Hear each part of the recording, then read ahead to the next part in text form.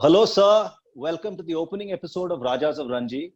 Like I'd mentioned, this is a series dedicated to the stalwarts of first-class cricket in India, who have unfortunately not been able to play for the country, but their achievements in first-class cricket have been remarkable, to say the least. You are certainly one of those people, and we're delighted to have you on this show. Thank you. I'm delighted to be part of this program. So, sir, how did this journey begin for you? I mean, when did you start? How did you start playing cricket? I think it was sort of a default. Actually, I come from a family where all my uncles, there were 7 of them, they were all hockey players. They were all hockey state players, and I'm talking about the time of Dhyanchandji's time. So even playing for a state was pretty tough those times. But then they never took it professionally. So hockey was something which was in our family. But probably since we moved to Delhi from Cochin, and my schooling was all in Delhi,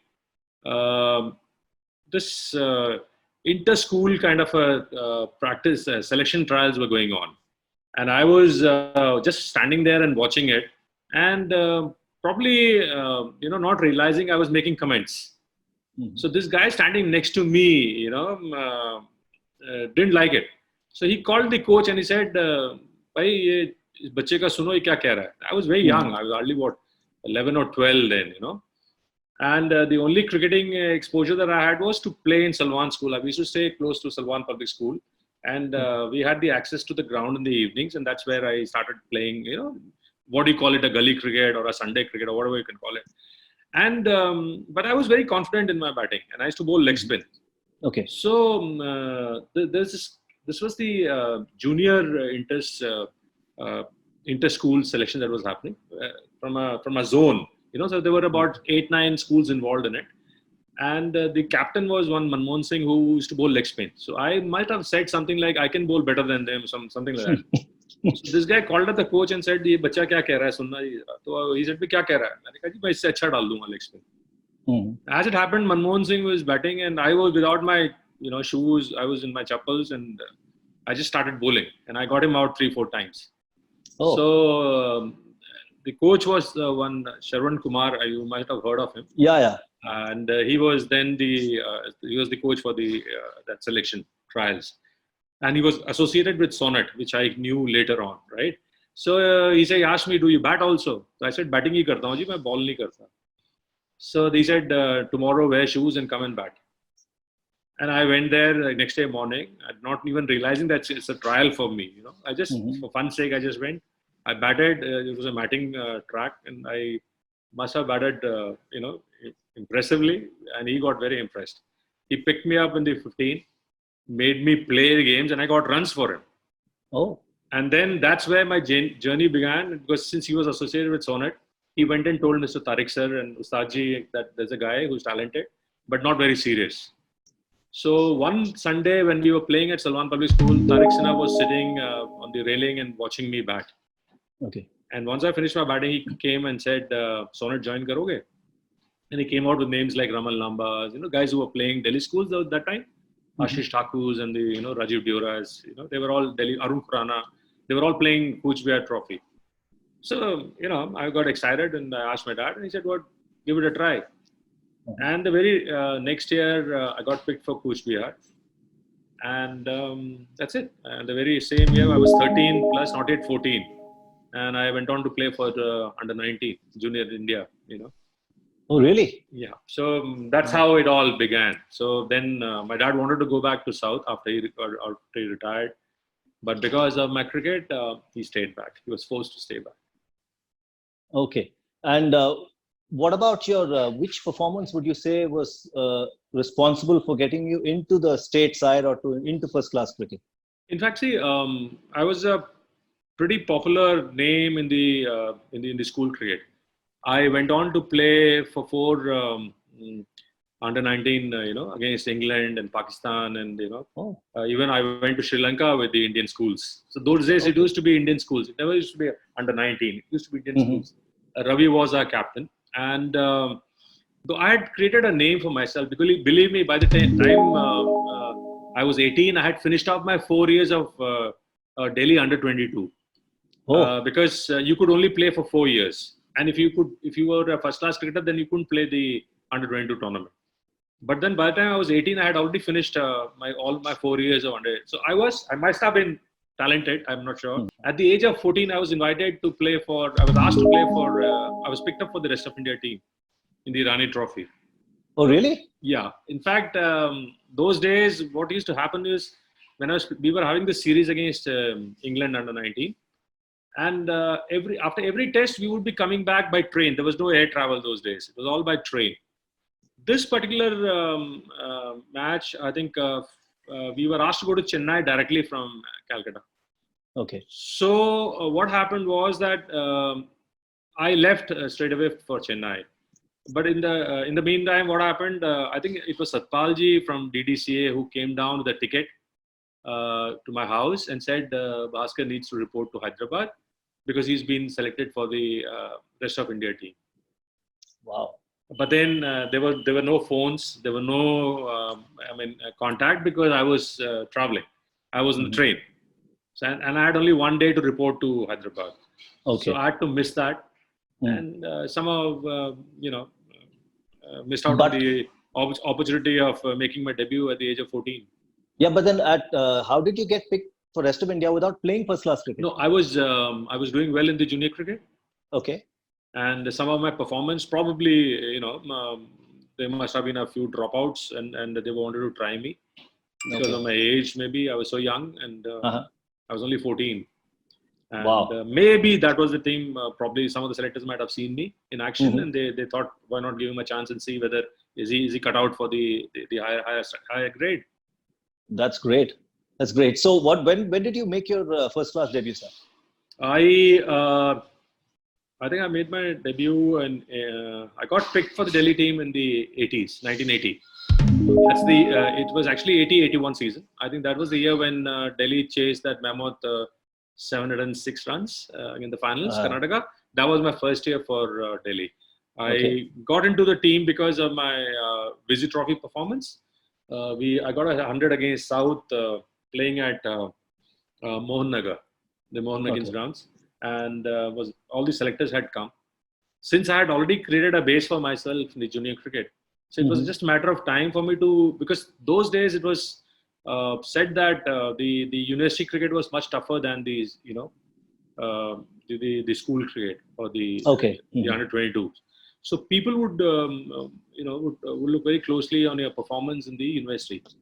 So I think anybody doing well for Delhi University in the Rohinton Barriers or the Ranji trophies, they would get picked up for the Ranji Trophy, and that's exactly what happened. So me, Rajesh, Peter, and Prabhakar Sharma, all three of us got picked from that game at Mohan Nagar. Do you remember the first game? Who was it against, and what did you do in the first game?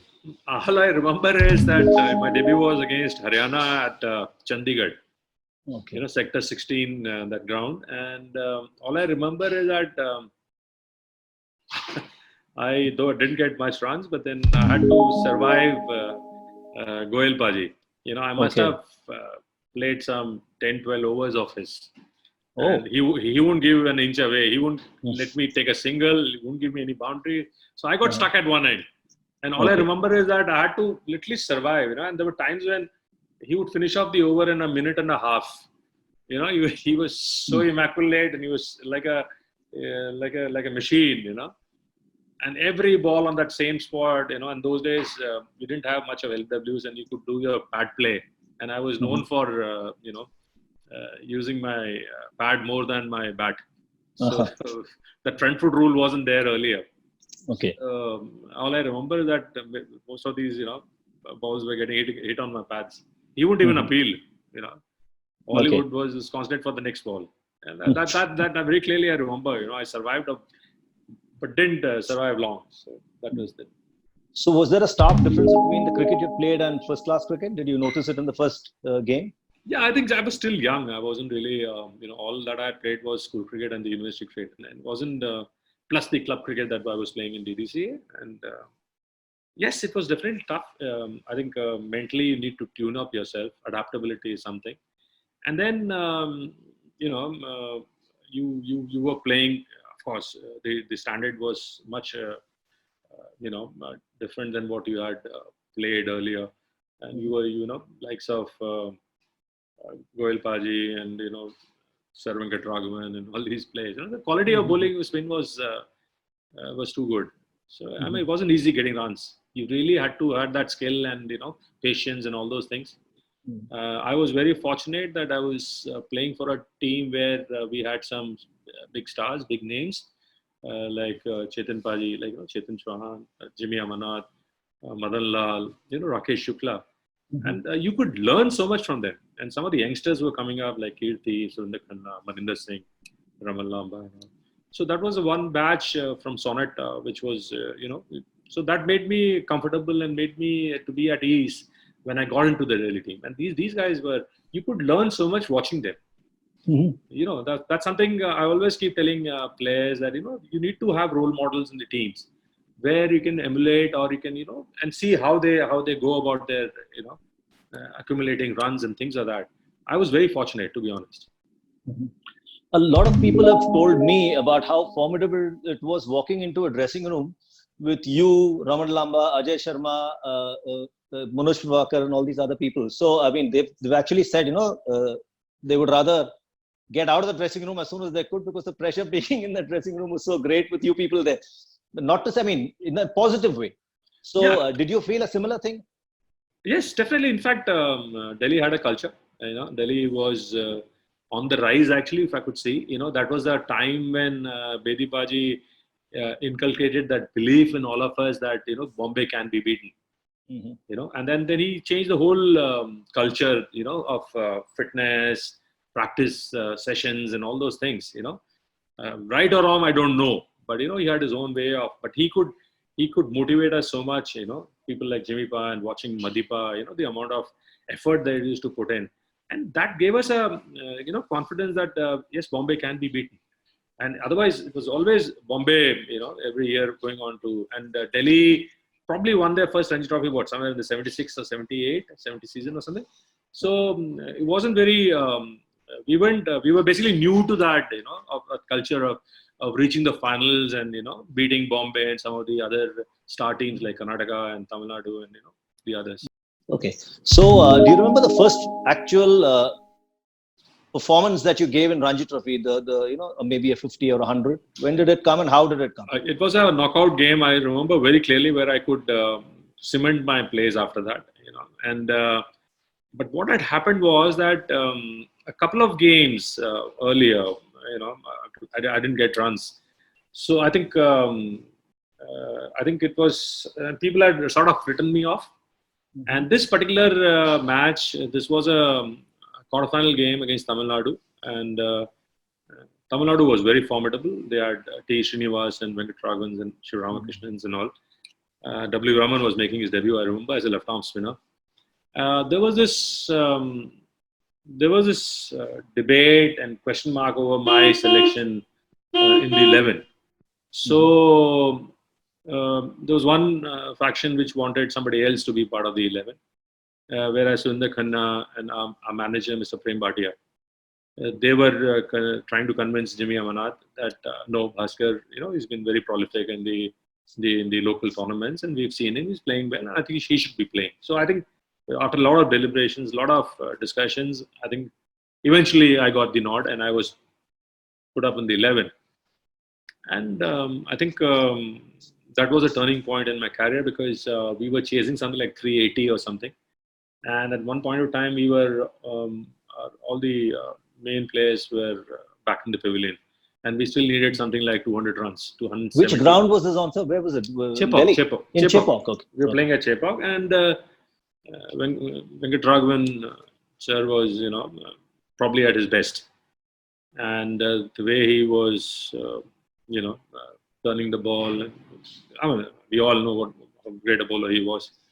So I think there was this partnership with Madipa, Mr. Madan Lal, for about I was instrumental. I got some 90 odd in that game, and I was basically instrumental in taking that lead along with Madipa.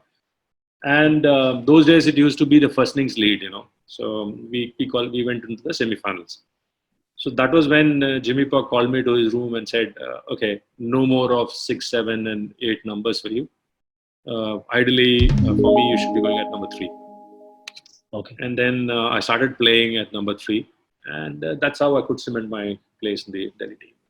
Just give me a second. So my dog has come in. Yeah, I saw him walking in. Mine just got carried away.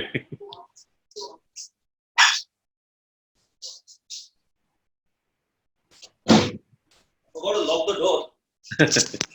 I saw him coming in. Yeah. I got 3 dogs, so essentially they're all Indian. All Indian. So, I have a German Shepherd and a Shih Tzu. Okay. I know it's lovely having them, but can't control where they're going, so that's the problem. So you've played so many years of cricket for a formidable side like Delhi. You've played with some of the best players in the country. You've played with some of the best international cricketers India has produced. I'm sure there are some very interesting things that have happened on the field in terms of cricket, in terms of cricketing duels. Like just to cite an example, the duel between that over that Michael Holding bowled to Jeff Boycott is so popular. Not something exactly like that, but so many cricketing duels people have had. So you, having played so many years, I'm sure you have some stories to tell. Would you be able to share a couple with us? Yeah, I think rightly so. Duel, I think the Delhi Bombay games were always well contested and well fought. And you can imagine the side, when you, I think we played I played about 8 to 9 finals, during that era from the 80s to the mid 90s. That's amazing. Yeah, it's, I think, very credible on the Delhi, that we were doing so well. So there was this game, imagine Delhi, Bombay, probably led by KP Bhaskar, Vengsakars, the Sandeep Patils, Ravi Shastris, Paddy Shivalkar. Imagine the names, the fact that, you are, I would say, sort of competing with all these guys on the field itself was gave a lot of kick. And Delhi, of course, Jimmy Ba, Madan Lal, Chetan Chauhan, on all these youngsters like Maninder Singh, Gursharan Singh, Kirti Azad, Surinder Khanna. That was actually if you could see when Bedibaji came and after that, when he took over Delhi's reins, he sort of brought back all the Delhi players. Am I right? Like Rakesh Shukla was called from Bihar, Jimmy Ba and Surinder Amana were called from Punjab, Madipa came from Punjab, Chetan Paji came from Maharashtra. But we were that lot, which included Manni, Maninder, Kirti. We were the first batch of real Delhi players, who got into the team. Yes, this duel was something which I cherish in my mind. Some of the knocks that I saw Sunny Bhai playing, got a double 100 once. And then he got another, next season he got another 100 against us. So they would be charged up. They wouldn't give an inch away when they were playing in Delhi. Mm-hmm. So that something, you could watch, and I would be the guy standing at the shot leg, for 2 days, watching him from close quarters. And such a immaculate play, such a defense he had, hardly a ball coming to me. So these duels were always, and there was this talk that they always used to say, anybody getting runs against Bombay is a good player. There's more chance of getting into the Indian team if you're scoring runs against Bombay. Mm-hmm. As you said, something to remember. I wouldn't say it happened in the right fashion. In fact, something which I like to. But then this incident that happened in Jamshedpur when we were playing the Dilip Trophy finals, we had one. In fact, was amazing. Context: we were West was chasing about 600 odd runs, and see those days in the domestic circuit, Kapil Paji would never bowl, and somehow we were at a position where they still had Vengsakar, Kiran More and some of the others, though we had got Sachin and Kamli out early. Dilip Bhai was still there and we needed something like 150 runs odd with 4 or 5 wickets to take. Kapil Paji was, we got a meeting in the dressing room and Paji was, literally everybody was after Paji that he has to bowl tomorrow. We can't lose after scoring 650 runs. So it got a little heated up. A lot of short steppers were bowled from around the wicket. Both Manoj and Chetan were using short stuff, and somehow it became a little nasty. But eventually, when Kapil Paji came on to bowl the next day morning, he polished off the whole tail and Dilip Bhai and everybody got out, and we won convincingly. But then there was still time left for about 2-3 hours of game left, and Raman Lamba was again going for 100. He got 100 in the first innings. He was going for another 100 in the second, and there was a lot of these short stuff happening. And somehow this, because these guys had received so much of short stuff, they wanted to give it back to us. So they were, they kept telling Rashid to bowl short stuff, bowl bouncers from Jadeja and Raman. But he said, in Gujarati, he said, "Aa nahi raha hai, it's not coming." So somebody from behind said, "Why don't you come aage se dal? Why don't you come, take a few more steps and bowl from half the," which he eventually did. But then Jaddu, understanding Gujarati, told Raman, "Be careful that this guy might, he's trying to aim your head. So he might, bowl a no ball or something. He might, bowl from 18 yards to 16 yards." Ajay Jadeja, is it? Ajay Jadeja, that's right. Okay.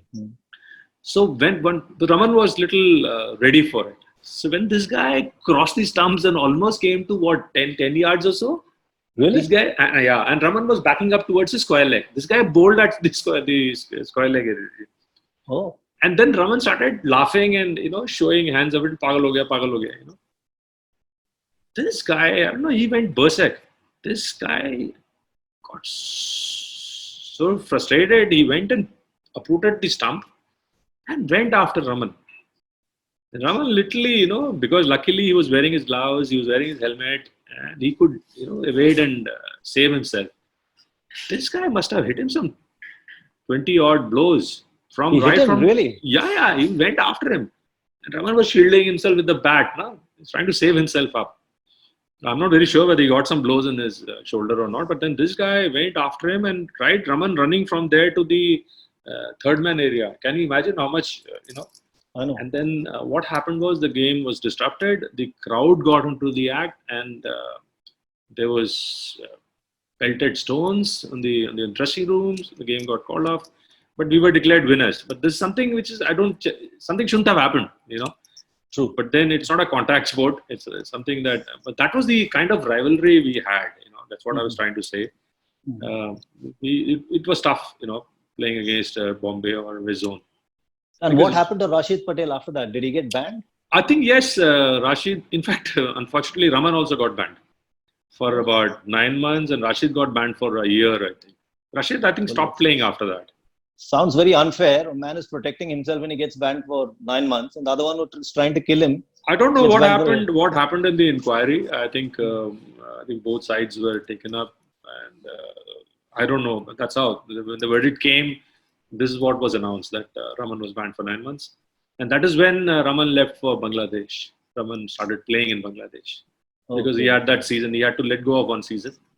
So he thought of earning money, and that's how he went to Abani and started playing in the Dhaka League.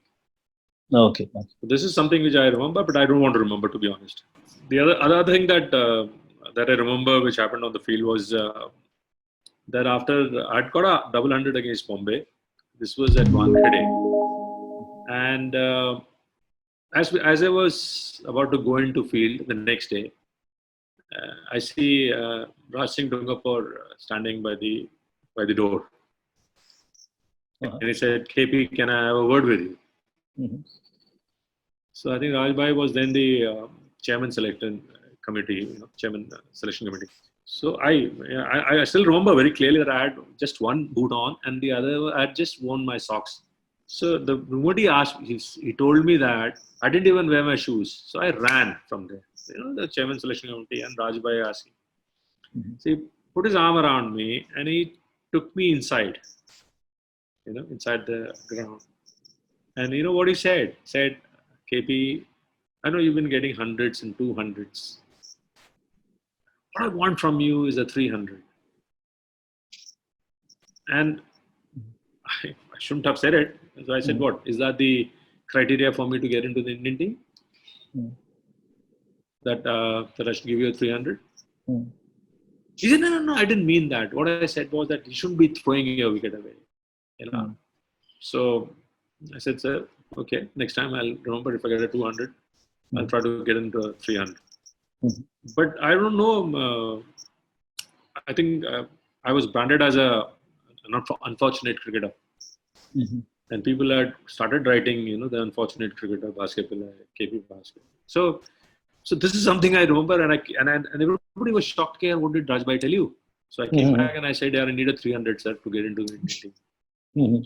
So Madhib and all had a hearty laugh.